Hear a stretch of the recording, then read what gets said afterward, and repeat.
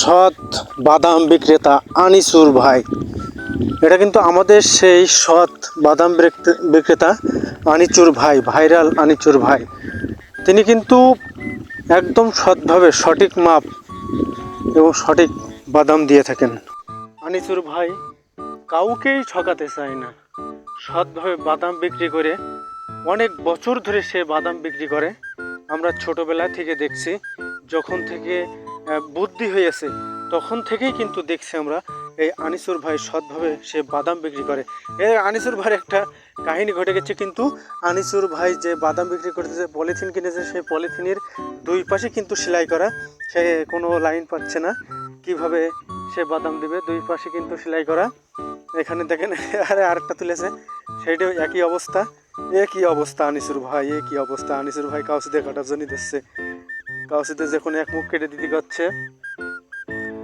আনিসুর ভাই সে প্রতিনিয়ত বাদাম বিক্রি করে এবং সবচাইতে ভালো বাদাম সে নিয়ে আসে। একই হাল আনিসুর ভাইকে ঠকালো কে, সৎ লোককে ঠকালো কে।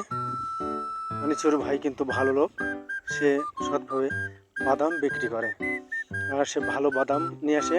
সবার বাদাম থেকে গেলেও আনিসুর ভাইয়ের বাদাম কিন্তু বিক্রি হয়ে যায়। এই সেই আনিচুর ভাই।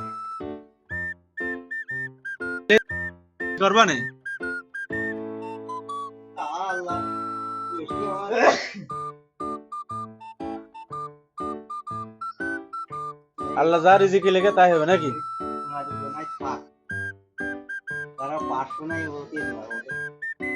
500 ধরবে না? হ্যাঁ,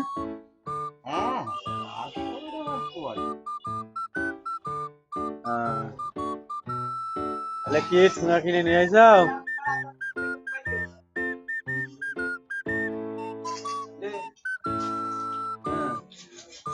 তাহলে আনিসুর ভাই আমার ভাইয়ের কি বাদাম দিয়ে যে নাও 10 টাকার বাদাম 5 মিনিটে শেষ। ভালো লাগছে বলে খেলতে।